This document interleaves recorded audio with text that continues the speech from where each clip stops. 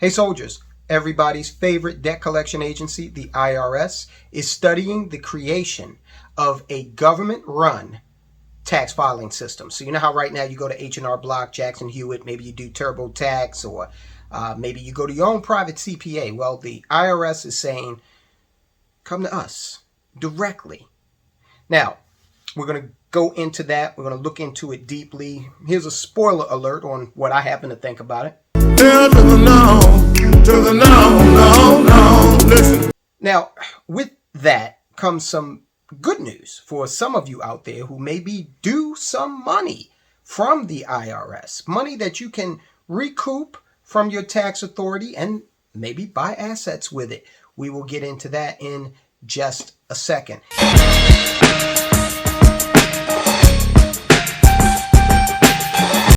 Ronald Reagan once said, some of the most feared words in the American lexicon should be, we're from the government and we're here to help. Well, the IRS is saying, hey, look, we're here to help. We know these tax laws are complicated, and we're thinking about creating a system to help you with that. The IRS could be on the verge of changing the way Americans file their taxes. Now, as I read through this article, and as we explore this, I also want you to think about it in the context of central bank digital currencies.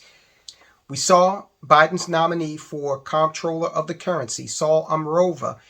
Even though she didn't get the nomination in the confirmation hearings, she was quite open about the depths of control the government would be able to foist on us citizens if they had a central bank digital currency, where you no longer would really have a bank account. And guess what? If inflation was rearing its ugly head, Saul Amrova, she said that, well, we wouldn't need to manipulate interest rates. All we would need to do is just, put a stop or a limit on the amount of money Americans are able to spend. The hell you say? That's the power, the frightening power of a central bank digital currency. So keep that in the back of your mind as we go through this news about the IRS. They could be on the cusp of revolutionizing the way Americans file their taxes. The Inflation Reduction Act, signed into law by President Biden a few weeks ago, provided $80 billion in funding for the agency, including $15 million. The total allocation was $80 billion. But they got $15 million to deliver a report on a free government-run tax e-filing system that tax simplification advocates have long argued for. Now, $15 million to do the report. I would do it for a third of that. But they don't name who these tax simplification advocates are. But they go on to say the agency is on a tight deadline to deliver this report. While most of the $80 billion for the IRS in the new legislation package goes out over the next decade, the agency has only about a year to turn in the e-filing report. So they're rushing that, just as they are trying to get into the CBDC or central bank digital currency game, okay, as the dollar continues to lose value. Tax experts say the system could take two basic forms. One more conservative in scope and one more far-reaching. The more conservative option would be a standard government version of popular commercial software from companies like Intuit, H&R Block, and TaxAct that prompts users to fill out a digital tax return. Let me stop right there. So we've got private industry already doing this. And now we got the government studying, coming in and offering this service on its own. Now, the definition of socialism is government seizure of the means of production. So in a way, this is just the fact that they're thinking about it is thinking about basically usurping some of these private companies that are in this field already. There has already been an IRS program in place that allows low-income Americans to use these and other commercial products for free, but the program has performed poorly. An April report from the U.S. Government Accountability Office found that while 70% of taxpayers are eligible for the Free File Alliance program, only 3% use it. Okay, so when they say performs poorly, they mean they're not getting the kind of money out of it that they thought they were going to be getting. That's what they mean, okay? I want my money! And they believe that they've got an entire 67% of taxpayers who are not using this system, who could be, and they can get a first-hand look at the income, at the deductions, get a first crack at saying, no, we're not going to accept that deduction. Come on, fight us in court. We dare you. It's going to cost you $1 million. You're not going to do it. You're not Warren Buffett. You're just a, middle-class person. You're just a poor person. You can't fight us. Just go ahead and pay us that $500. And they do that, they do it 1,000,000 times. Hey, that's real money. In its agreement with commercial providers, the IRS signed a non-compete clause promising not to make its own free software tool. Government promises, right?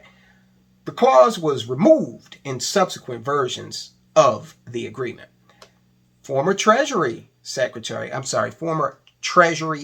General for Tax Administration, J. Russell George, testified to the Ways and Means Committee back in 2006 that, quote, according to representatives of Alliance member companies that the Inspector General interviewed, their primary goal is to keep the federal government from entering the tax preparation business, okay? A private business, private industry, right?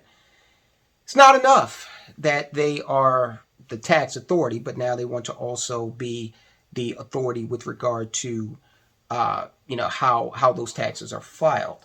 It's not clear how a new free e-filing system would line up with the IRS's agreement with private taxpayers, but it may simply be allowed to expire if the agency decides to move ahead with its own large-scale public filing system. Back in the late 90s, they wanted to do a return-free filing system. They did a lot of study around that. It was never really implemented, but the second part of this, the second iteration of this proposed new system would be return-free filing. That's the more dramatic option for a free IRS-run filing system that experts say could once again be under consideration as part of the Inflation Reduction Act. They're still calling it that. It's incredible. Return-free filing is used by many countries with advanced economies in the Organization for Economic Cooperation and Development. Let me go back real quick. They're still calling it the Inflation Reduction Act. Taxes, when they go up, that's a form of inflation. He ain't lying. But the government doesn't talk about that because, they don't want you to clearly understand that. But we're soldiers of finance and we do. Now, this whole thing, this tax-free or return-free filing, it essentially means that the government would do your taxes for you. They would automatically withhold what's due to them. And in so doing, they would not require any forms to be sent in by you if you opted for that. The main type of return-free filing used by the United Kingdom, Japan, Germany, among dozens of other countries, that's supposed to make you feel like, oh, well, if they're doing it, we should too. Remember what your parents said. If everybody was, doing cocaine and jumping out of windows, would you do that? Right. The main type of return-free filing is referred to as an exact withholding system. With this system, the IRS would try to withhold fewer taxes from people's paycheck and skip the refunding process made necessary by a self-reported tax return. So, that's not all bad, actually, because when you get that refund, it's basically the government telling you that you have given them too much money. So you have basically given the United States federal government, the multi-trillion-dollar entity, the one that owes over $30 trillion, not counting the unfunded liabilities of Social Security, Medicare, and Medicaid, you have given them an interest-free loan for 1 year when you get that tax refund check.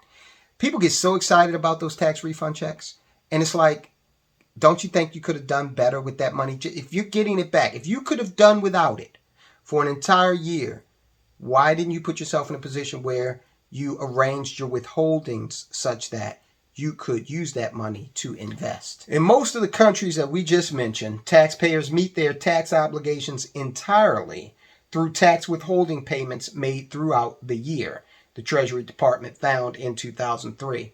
Now, I'm not going to lie to you. That piece of it is, yeah, that's valuable. But I'm telling you right now, taxes are going to go through the roof. We are spending like there is no tomorrow.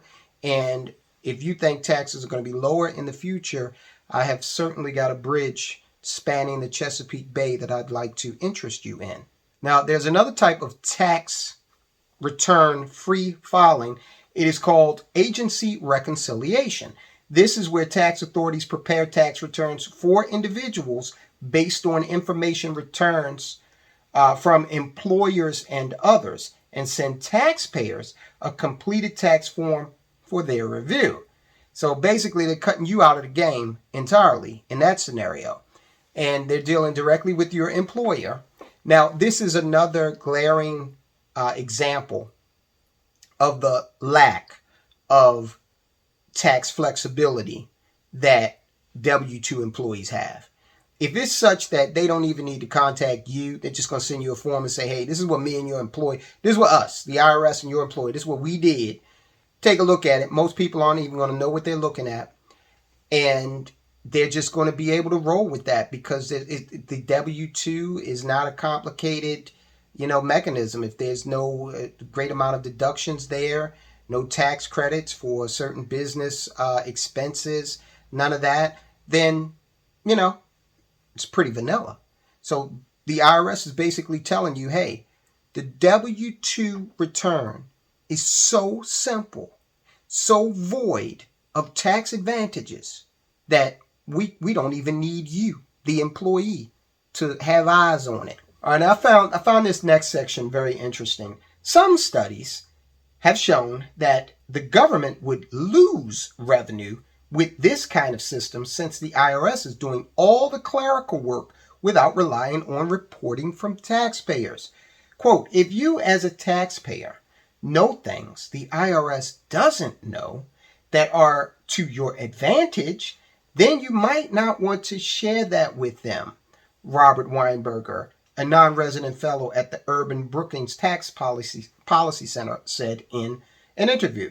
But there are arguments that would be worth it since the whole system would be simplified and people will be happier. It's all about your happiness, right? You're going to own nothing and be happy. So maybe that's the trade-off we'd be willing to make. All right, so the IRS is not going to lose money. Trust me. They're not doing all of this to lose money. And they're saying if you as a taxpayer know things the IRS doesn't know that are to your advantage, then you might not want to share that with them. If they're doing your return, like what? If it's to your advantage and it's legal, why wouldn't you share it with them? Okay? So I'm not sure what he's talking about. The government found in 2003 that a simplification of U.S. tax law, which is full of credits and exceptions to credits, should be a prerequisite for implementing any return-free filing system. All right, that's pretty interesting. One of the things I want to leave that conversation with is anytime you're dealing with the government, the federal government especially, if you do not dot all I's and cross all T's and are absolutely forthright and honest, you could be putting yourself in serious legal jeopardy.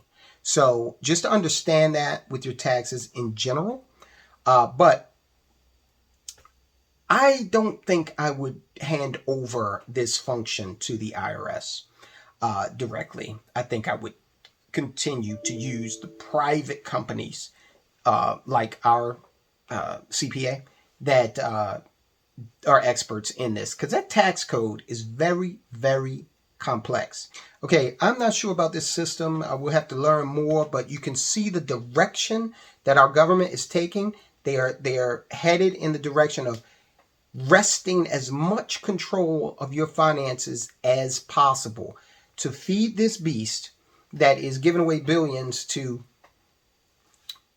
who knows where, who knows what, Ukraine, everybody else. We've got homeless people here in the streets right now as we head into winter. We've got families that can't pay their heating bills. We've got people who are senior citizens on fixed income who are finding it very difficult to eat thanks to food inflation, okay? But the government is taking more and more control of every aspect of our finances, or trying to. This is again why you must purchase assets, and you must arrange those assets in a legal way that takes advantage of current IRS code to help you shield money legally from taxes, like a permanent life insurance policy. If you think the government is going to run this well, then head on down to your local Department of Motor Vehicle tomorrow, okay?